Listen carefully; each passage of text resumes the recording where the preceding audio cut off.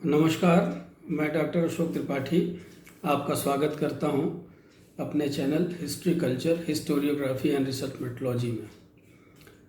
मित्रों,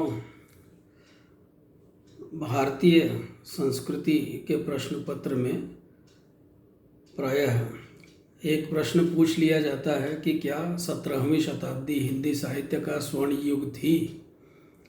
तो आज हम इसी विषय पर चर्चा करेंगे और बहुत ही संक्षेप में मैं आपको यह बताने का प्रयास करूंगा कि किस प्रकार से 17वीं शताब्दी हिंदी साहित्य का स्वर्ण युग थी या क्यों हिंदी साहित्य का स्वर्ण युग कहा जाता है 17वीं शताब्दी को। 17वीं शताब्दी भारतीय इतिहास में आश्चर्यजनक एवं महत्वपूर्ण स्थान रखती है। इस समय तक मुग़ल शासन की जड़ें गहराई तक जम चुकी थीं और उसने राजनीतिक और आर्थिक रूप से स्थायित्व प्राप्त कर लिया था। इसके पहले जब आप देखते हैं कि दिल्ली सल्तनत का काल था, तो उस समय का जो काल था वो काल आप कह सकते हैं कि भयंकर संघर्षों का काल था। उस समय पूरे भारतीय समाज में एक भय का वातावरण व्याप्त था और संभवतः अगर बहुत सारे हम साहित्यकारों इतिहासकारों की बात मानें तो इसी भय और आतंक का जो वातावरण था इसका काफ़ी योगदान था भक्ति आंदोलन के उदय में। भक्ति, जैसा कि आप जानते हैं, ईश्वर का नाम व्यक्ति प्रायः तभी लेता है जब वो पीड़ित हो, शोषित हो, वंचित हो, उसकी कामनाएं पूरी न होती हों, उसकी इच्छाएं पूरी न होती हों, उसे चारों तरफ से एक भय ने घेर रखा हो, जीवन बड़ा कठिन हो गया हो, तभी लोग अक्सर ईश्वर का नाम लेते हैं। तो फिलहाल यहाँ हमारा विषय कुछ और है। हम यहाँ हिंदी साहित्य के स्वर्ण युग की बात कर रहे हैं, 17वीं शताब्दी के।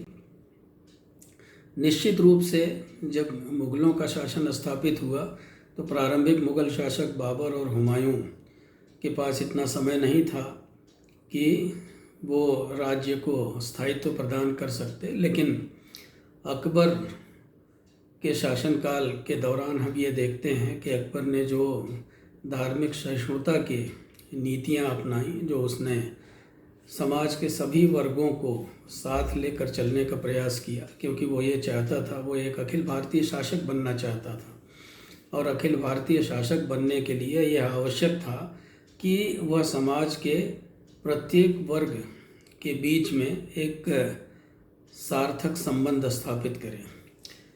और उसने इस तरह का प्रयास किया और निश्चित रूप से इसका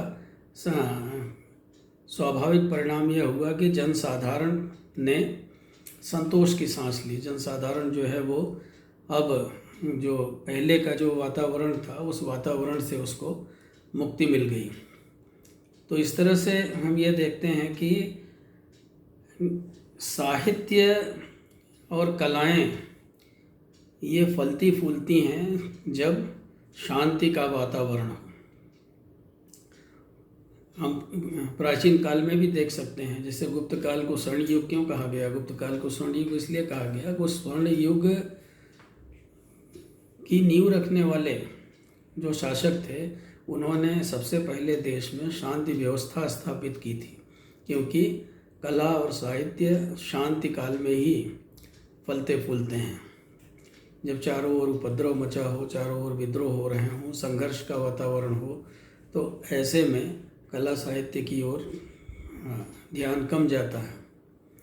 तो यहाँ भी हम देखते हैं कि मुग़ल काल में जो वातावरण सृजित किया गया अकबर के शासनकाल में, इसका स्पष्ट प्रभाव समकालीन साहित्य, विशेष रूप से हिंदी साहित्य के ऊपर पड़ा। हिंदी साहित्य, जैसा कि आप सब जानते हैं, कि अधिकांश जनसंख्या के आपसी बोलचाल या आपसी संसर्ग का माध्यम थी।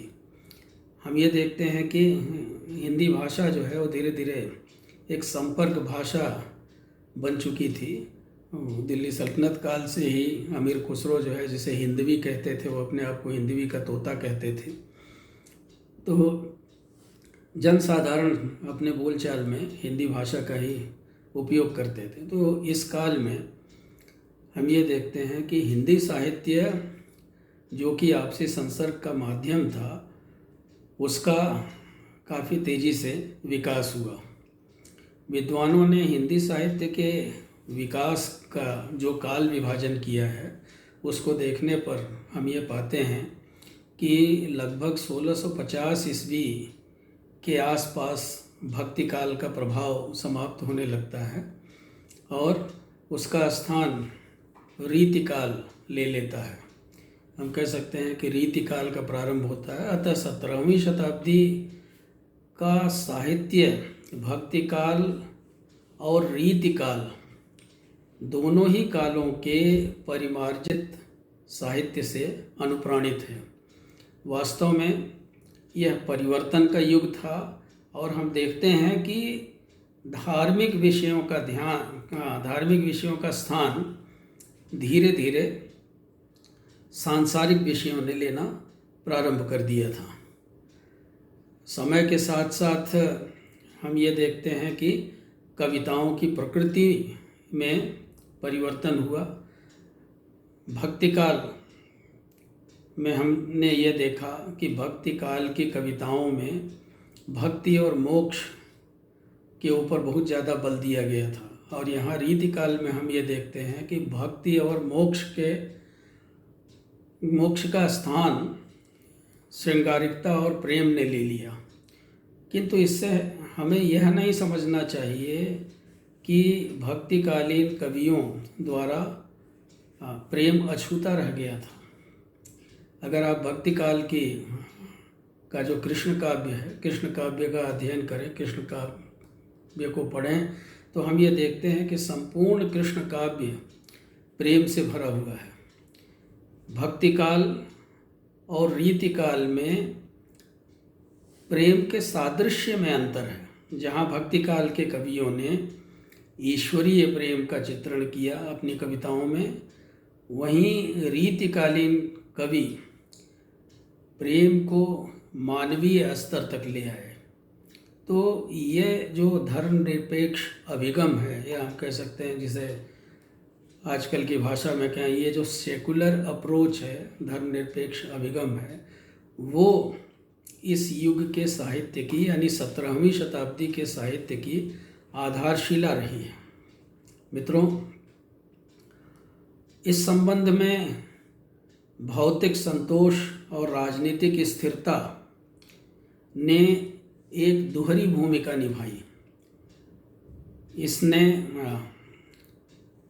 इससे हम ये कह सकते हैं कि जो शासक थे, शासकों ने चैन की सांस ली और कवियों को संरक्षण देने में उन्होंने विशेष रुचि दिखाई। तो इस प्रकार कवियों को हम ये देखते हैं कि राज दरबार में संरक्षण मिला, जिसका कि हम पिछले कालों में या पिछले कालखंड में हम कह सकते हैं कि यानी भक्ति काल के समय में हम ये देखते हैं कि जो कवि थे वो प्रायः राज दरबार इत्यादि से दूर ही रहते थे। बहुत सारे सूफी संत इत्यादि भी राज दरबार से दूर ही रहते थे। लेकिन 17वीं शताब्दी में हम ये देखते हैं कि जो शासक थे वो कवियों को अपने दरबार में संरक्षण दिया करते हैं। इससे कोई फ़र्क नहीं पड़ता था कि वो शासक हिंदू है या मुसलमान है। अच्छी कविताओं का और अच्छे कवियों का सम्मान करना वो जानते थे। तो इस प्रकार कवियों को राज दरबार में संरक्षण मिला और वहीं उनकी काव्य प्रतिभा का विकास भी हुआ राज दरबार में। तो भक्ति एवं संपन्नता का दूसरा प्रभाव यह था कि इसने कविता लेखन में निहित विचारों में परिवर्तन कर दिया।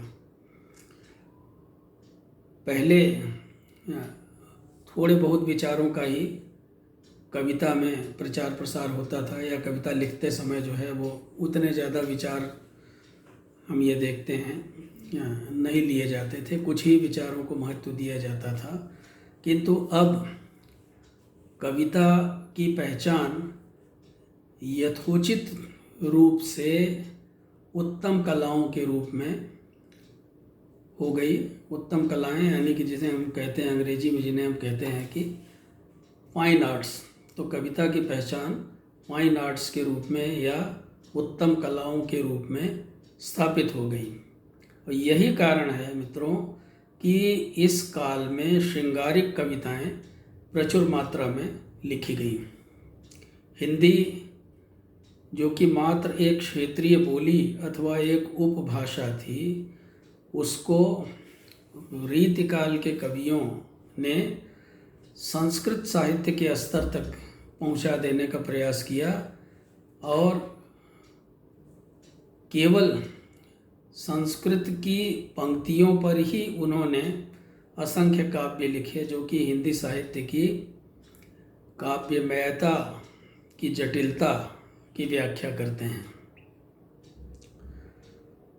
इन व्यक्तियों का प्रयास फलित हुआ और हिंदी साहित्य को उस युग में अर्थात 17वीं शताब्दी में कभी समाप्त न होने वाली लोकप्रियता प्राप्त हुई। मित्रों, इस समय के साहित्य की एक अन्य विशेषता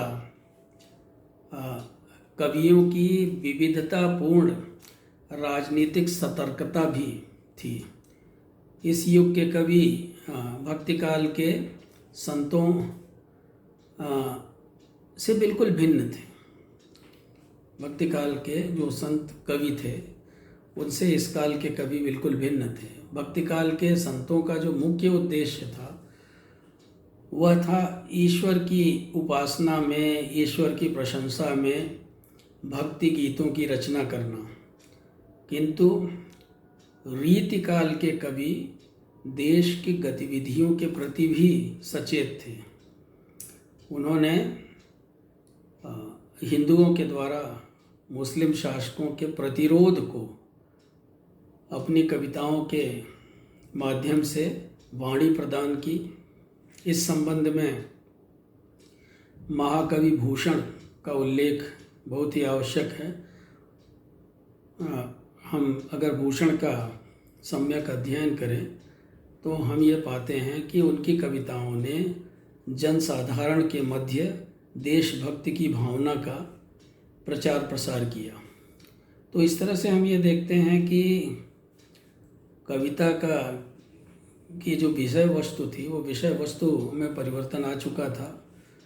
और कभी डॉक्टर हजारी प्रसाद द्विवेदी ने लिखा था कि रीतिकाल ने कविता को संतों की कुटिया से निकाल करके राज दरबार में स्थापित कर दिया। तो निश्चित रूप से इसमें कोई दो राय नहीं है। कविता संतों की कुटिया से निकल करके राज दरबार में स्थापित हुई। और लेकिन एक बात नहीं भूलना चाहिए कि इस काल में लिखे गए साहित्य का मूल्य स्थायी है। अतः इसमें कोई भी संदेह नहीं कि 17वीं शताब्दी हिंदी साहित्य का स्वर्ण युग था। इस काल में हिंदी साहित्य का नानाविध विकास हुआ और बहुत सारे कवि जैसे तुलसी, केशव, सेनापति, बिहारी, भूषण, तो इस तरह के कवियों ने इस काल को आगे बढ़ाने में बड़ी महत्वपूर्ण भूमिका निभाई, साहित्य के क्षेत्र में आगे बढ़ाने में। और ये जो कवि थे ये बहुत ही निर्भीक थे, बहुत ही निष्ठावान कवि थे और इन्होंने जो कुछ लिखा भारतीय समाज पर उसका बहुत ही गहरा प्रभाव पड़ा। बिहारी की कविताएं हों, चाहे भूषण की कविताएं हों, तुलसी और केशव थोड़ा पहले के थे। हम ये कह सकते हैं कि ये भक्ति काल और रीति काल का जो संधि काल था उस समय के कवि थे। लेकिन इनका प्रभाव, तुलसी का प्रभाव 17वीं शताब्दी में भी बहुत अधिक था और आज भी बहुत अधिक है, ये हम देखते ही हैं। तो आज जो हिंदी साहित्य हम पढ़ते हैं उसका निर्माण इन्हीं लोगों ने ही किया था। और हिंदी साहित्य के विकास में, हिंदी साहित्य के परिमार्जन में इन साहित्यकारों ने, इन कवियों ने जो 17वीं शताब्दी में हुए, इन्होंने जो परिश्रम किया वो अमूल्य है। तो इस तरह से मित्रों हम ये देखते हैं कि 17वीं शताब्दी निश्चित रूप से हिंदी साहित्य का स्वर्ण युग था। इसके ऊपर बहुत लंबे लेक्चर हो सकते हैं। मैं इतिहास की दृष्टि से आपको बताने का प्रयास कर रहा हूँ, और अगर इसके विषय में अधिक जानकारी लेनी है तो हिंदी साहित्य का इतिहास आप पढ़ें तो आप ये देखेंगे कि इस काल में बहुत सारे कवि उत्पन्न हुए, बहुत सारे कवि और साहित्यकार हुए जिन्होंने एक से एक बढ़ कर के रचनाएं प्रस्तुत की। और केवल उन्होंने विषय वस्तु में ही परिवर्तन नहीं किया, बल्कि अगर आप देखें रस में, छंद में, हर चीज़ में काफ़ी परिवर्तन आया। और कविता जो थी इस काल में, हम ये भी देखते हैं कि कोई बहुत बड़े बड़े महाकाव्यों वगैरह को लिखने पर जोर नहीं दिया गया। छोटे छोटे छंदों में, दो दो लाइन की कविताओं में, दो दो लाइन के पदों में बहुत ही गूढ़ बातें कही गई। तो इस तरह से 17वीं शताब्दी निश्चित रूप से हिंदी साहित्य का स्वर्ण युग था। मित्रों, अगर आपको यह वीडियो, यह बहुत ही संक्षिप्त वीडियो यदि आपको पसंद आया हो तो आप मेरे चैनल को सब्सक्राइब करें और इस वीडियो को लाइक करें और अपने कमेंट अवश्य लिखें। फिर शीघ्र ही फिर मुलाकात होगी। नमस्कार, शुभ रात्रि।